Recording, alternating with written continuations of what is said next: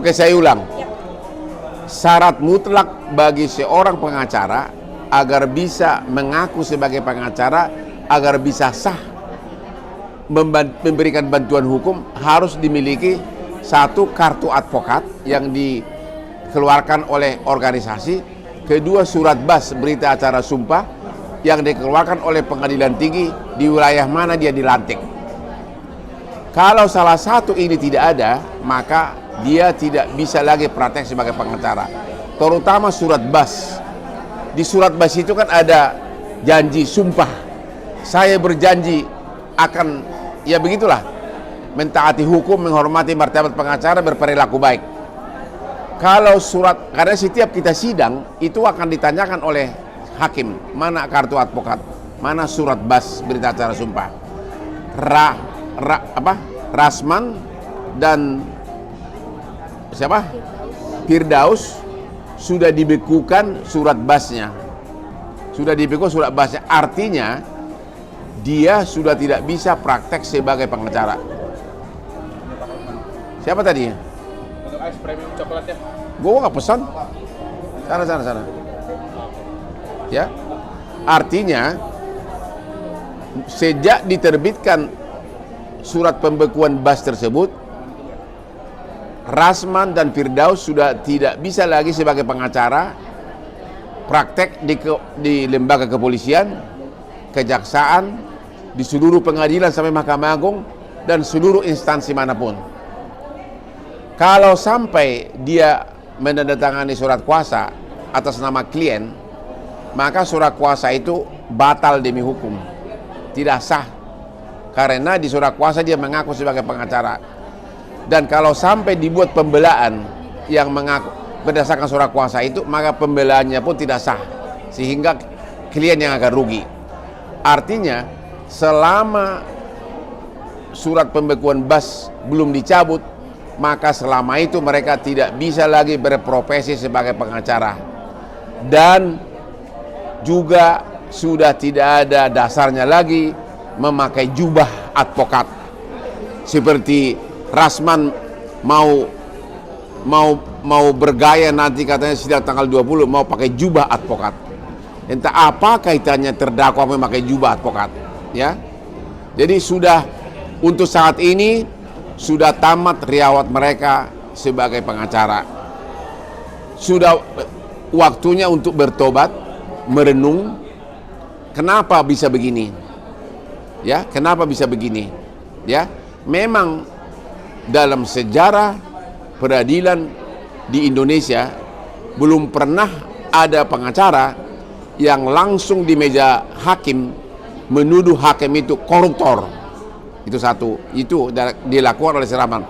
Juga dalam sejarah peradilan di Indonesia belum pernah ada pengacara pakai jubah naik ke meja sidang, menginjak-injak meja sidang. Jadi perbuatan mereka itu sudah sangat keterlaluan. Di samping surat bas mereka dicabut, tamat karir mereka selama dibekukan. Yang kedua, proses hukum pidana menunggu mereka di Mabes Polri. Satu hal terkait dengan proses hukum pidana, Rasman dan para pendukungnya di beberapa siaran TV mengatakan Indonesia kan tidak mengenal contempt of court. Memang yang diterapkan bukan undang-undang contempt of court, karena belum ada di Indonesia. Kalau undang-undang contempt of court ada, maka hakim langsung bisa memerintahkan hari itu juga ditahan. Itu artinya undang-undang contempt of court. Langsung dari meja sidang, saudara saya tahan sekian lama. Itu sesuai dengan praktek di luar negeri. Di kita undang-undang itu belum ada. Maka diperlakukanlah undang-undang tindak pidana umum, yaitu KUH pidana, yang mengatakan barang siapa melakukan penghinaan di pengadilan dan kegaduhan itu pidana. Jadi yang diperlakukan adalah undang-undang tindak pidana umum. Jadi sekarang ini ada 3 malapetaka ada 3 malapetaka yang dihadapi oleh Rasman dan juga si Firdaus yang katanya jago taekwondo, jago pencaksilat, jago tortor, jago dansa, jago boxer. Sekarang ada 3 malapetaka. Pertama, dakwaan karena laporan Hotman Paris. Kedua, proses di Mabes Polri atas laporan dari Ketua Pengadilan Negeri Jakarta Utara. Dan ketiga, surat bas. Itulah resiko kalau berperang hukum, kalau berperkara melawan Hotman, tidak memakai otak. Ya, tidak memakai otak. Jadi dari segi dunia pengacara, hari ini saya mengatakan kepada Rasman dan Firdaus, goodbye. Nanti tanggal 20 sidang di Pengadilan Negeri Jakarta Utara. Kalau Firdaus masih punya rasa malu, jangan coba-coba datang karena pasti diusir oleh hakim. Halo Firdaus, tanggal 20 Februari di sidang. Kalau kau masih datang memaksa diri untuk sidang, kamu akan diusir oleh petugas pengadilan. Kau tidak berhak lagi duduk sebagai pembela dari Rasman. Biarkanlah Rasman itu menangis merenungi nasibnya. Ya, biarkanlah Rasman itu menangis merenungi nasibnya. Ada sebenarnya satu lagi pengacara dari tim Rasman, ya, yang namanya Elida. Itu target saya berikutnya. Pelan-pelan. Itu mulutnya paling vokal itu, entah apa yang diomongin. Sana sini, ya. Tapi tunggu waktunya. Pelan-pelan. Ya, kenapa saya begitu marah? Masa saya dibilang penjahat seks, kelainan seks, dibilang germo lagi sama si botak itu. Ya. Kalaupun ada omongan saya mesra sama Aspri, itu kan mau sama mau. Semua juga udah tahu saya playboy kok. Siapa yang nggak tahu itu? Seseorang playboy adalah karena kehebatannya, karismanya, maka banyak dikagumin orang. Ya, orang-orang top luar negeri juga banyak yang playboy, itu nggak salah. Tapi saya sangat bahagia di rumah tangga saya. Karir saya sudah 1000 kali lipat dari karir mereka. Itu kira-kira. Bang, ini jadi angin segar nggak sih ketika ada surat dari PN Banten mencabut basnya Firdaus ini? Lebih tepat, perbuatan mereka yang sangat keji dapat hukuman setimpal. Ya, dapat hukuman setimpal. Dan tentu saya senang dong kalau pengadilan bertindak tegas gitu loh. Ya. Jadi jangan lagi mengaku-ngaku sebagai praktek pengacara sampai kalau masih dicabut gitu. Oke, Bang, apalagi kan Bowo ini kan memang basnya ini kan memang abang sudah mendeklar beberapa tahun lalu ya, sempat menyatakan bagi pengacara-pengacara yang berulah basnya agar dicabut, dan ini juga pada akhirnya didengar. Ya. Ya, gimana respon abang sendiri? Ya. Kenapa saya vokal di medsos agar yang dicabut itu adalah bas? Karena kalau hanya kartu advokat yang dicabut, dia akan pindah organisasi. Seperti yang udah terjadi sama Firdaus. Dia udah pindah kan? Nah, sekarang itulah di mana moral para pengurus organisasi ini. Sudah lihat dengan mata kepala sendiri betapa kejamnya jadi persidangan terhadap penegak hukum, masih saja diterima begitu saja, ya. Jadi apa yang saya suarakan selama ini, kalau sudah keterlaluan pengacara tersebut perbuatannya, maka basnya yang harus dicabut. Dan sekarang sekarang keinginan kita semua itu terkabul, tapi cuma dibekukan, tapi sama aja akibatnya. Bisa selamanya? Ya kalau nggak dicabut selamanya bagaimana? Gini loh, sebenarnya sekarang ini pun dengan dia memusuhi semua hakim, dengan semua hakim marah sama dia, klien mana yang mau datang ke dia? Coba, masih mau nggak? Nggak mungkin kan? Punya pansos? Hah? Untuk perkara-perkara gratis seperti si Fadel, ya mungkin maulah, karena nggak bayar kan? Tapi kalau untuk perkara resmi di pengadilan yang bayar, klien mana yang mau, sementara ada ribuan pengacara di sana yang siap menampung kerjaan gitu loh. Nah, untuk organisasinya sendiri kan masih menutup mata nih, masih menampung segala macam. Ini melihat organisasi ini seperti apa sih Bang? Ya salah satunya lah. Ya itu akan berlangsung selamanya selama belum ada single bar. Ya dan makanya perlu dibuat undang-undang bahwa hanya ada satu organisasi. Sampai sekarang belum terwujud. Ya, dan ini adalah benar-benar terima kasih kepada pimpinan Mahkamah Agung yang buat terobosan basnya yang dibekukan. Itu terobosan terhebat di tahun ini. Terobosan terhebat. Dari Ahmad sendiri kan udah secara resmi ya Bang, tadi preskon udah dibekukan, dia udah gak bisa berita acara apapun, dan emang ini pengalaman pertama. Ini pertama kali. Nah, itu Abang sendiri melihatnya gimana sih Bang? Apa? Abang sendiri lihatnya gimana? Emang aja sudah membekukan, akhirnya udah membekukan, dan pengalaman pertama bagi mereka. Perbuatan mereka itu sudah keterlaluan. Jadi tidak layak mereka melanjutkan karir sebagai pengacara. Memang tidak layak. Dengan mana ada pengacara di depan persidangan mengatakan koruptor. Itu kan sudah keterlaluan. Kalau itu di Amerika atau di Inggris langsung hari itu juga. Kalau itu namanya konten pokoknya langsung perintah, aku tahan kau 30 hari begitu, tanpa perlu ke polisi lagi. Itu artinya konten pokok. Cuma di kita kan nggak ada kenal, makanya berlaku tindak pidana di KUH pidana harus di BAP dulu sama polisi, periksa saksi lagi, ke jaksa lagi, dituntut lagi, perkara baru gitu loh. Tapi kalau misalkan menjadi advokat, pengacara pun tetap diduga bisa beraktivitas seperti biasa, Bang?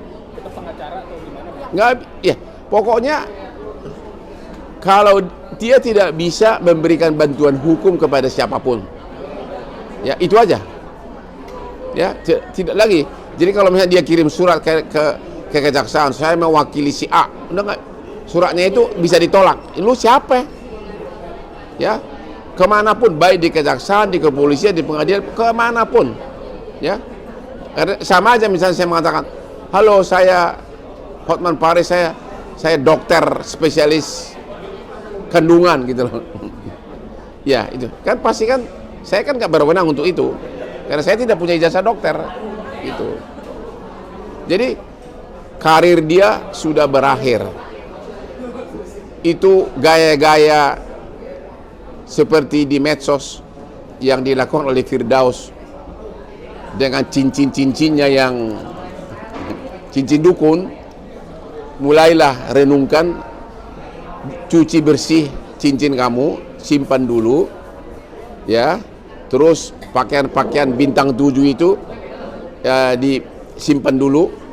Mulailah berpakaian yang profesional sebagai pengacara. Siapa tahu 3 atau 5 tahun lagi surat basmu pembekuannya dicabut. Kalau untuk dicabut dalam waktu dekat hampir nggak mungkin. Tapi masih bisa disebut pengacara nggak sih Bang? Udah enggak dong.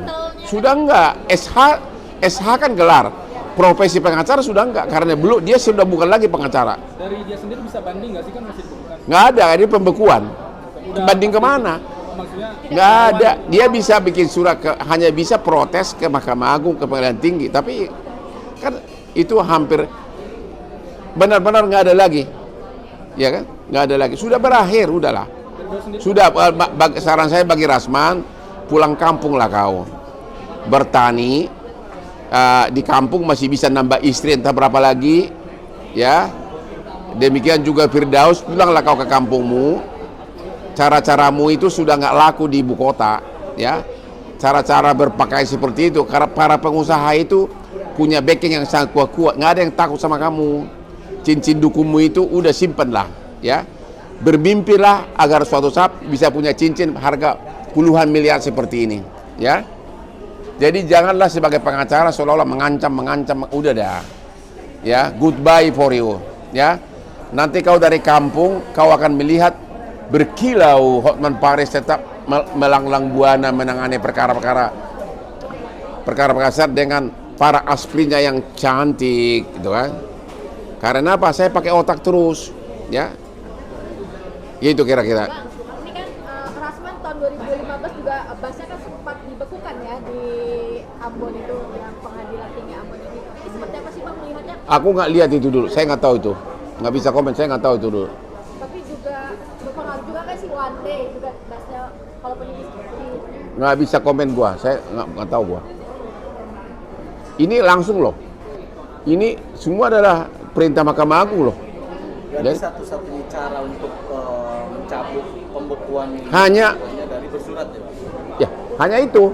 Permohonan ke mahkamah Hanya dengan itu kalau dikabulin. Nggak ada upaya hukum. nggak ada upaya, Pak. Kalaupun dia gugat kemana, ya gugat ke pengadilan negeri itu kan ada buahnya Mahkamah Agung. Gugat ke Tun itu kan ada buahnya Mahkamah Agung. Iya kan? Kan udah resmi ketua pengadilan negeri mengatakan waktu lapor ke polisi, ketua pengadilan negeri Jakarta Utara waktu lapor ke polisi mengatakan ini perintah ketua Mahkamah Agung. Ya. Lagi pula dia banding ke siapa? Kalaupun ada orang yang dia minta banding, hakim semua marah, orang dibilang koruptor. Ya marah lah semuanya. Ya. Jadi Pak Rasman, saran saya, mikirlah mulai kurangi istri karena kalau sudah berhenti sebagai pengacara tentu pendapatan akan berkurang. Ya, jadi mulailah atur ini ada istri berapa nih, mulailah target yang mana ini harus dilepas, ya, daripada mereka pergi sendiri, ya. Oke, harus dibikin target. Dan sekali lagi, memang kau tidak pantas, makanya si Asprisa Iklim Hakim menolak lamaranmu jadi dia yang Rasman meminta Iklim Hakim jadi istri ke-8. Kan pengakuan si Iklim Hakim kan begitu tanda tangani surat kuasa si Rasman ini terus-terusan membujuk si Kim agar mau jadi istri ke-8. Bayangkan coba. Istri ke-8. Nah, jadi dengan berhentinya kau sebagai pengacara, cobalah berpikir yang tenang. Pilihlah dari istrimu yang segitu banyak, pilih kira-kira yang masih kuat kau biayain, ya, agar kau nanti jangan sampai sakit hati kalau sampai mereka pergi. Ya. Bang, pesannya untuk terakhir aku tadi kan saran Apa? Pesan buat Rasman sama Firdaus. Udah agak bisa. Oke. Rasman dan Firdaus, sudah tidak ada gunanya lagi kamu berkuar-kuar di medsos. Sudah begitu banyak jutaan penduduk Indonesia mencibir karena omongan kamu dan perbuatan kau tidak bermutu. Sekarang ditambah lagi dengan penetapan pengadilan tinggi yang membekukan surat basmu, berarti kamu total tidak bisa lagi berpraktek sebagai pengacara. Saran saya kepada Rasman, pulang kampunglah kau ke Sumatera Barat, ya. Nanti kau akan sakit hati melihat Hotman naik Lamborghini dengan Aspri yang cantik-cantik karena kau pasti nggak mampu membiayai seperti itu. Kepada Firdaus, udahlah. Kau pamerin cincinmu itu, nggak ada yang respect sama kamu, malah memalukan, ya. Omongan bicaramu itu nggak ada yang bermutu, ya. Kamu mempertanyakan Hotman Paris itu pendidikannya di mana? Hey, seluruh dunia udah tahu Hotman Paris. Sayalah satu-satunya putra Indonesia, pengacara Indonesia yang sudah mejeng di berbagai artikel dunia yang dibaca oleh presiden-presiden Amerika, di New York Times, Herald Tribune, di seluruh koran dunia top Hotman sudah masuk, ya. Jadi jangan lagi pertanyakan karir Hotman. Sekarang saudara Firdaus, mulailah mikirin kerja jadi apa, ya. Stop dulu, nggak bisa lagi sebagai pengacara. Siapa tahu ada klub malam yang butuh tenaga untuk bagian jaga malam, itu saya sarankan agar kau cocok kau di situ, ya. Ya, cocok kau jadi kerja di bagian klub malam, ya. Itu saran saya daripada nganggur, ya. Tidak akan ada lagi klien yang mau menjadi klienmu.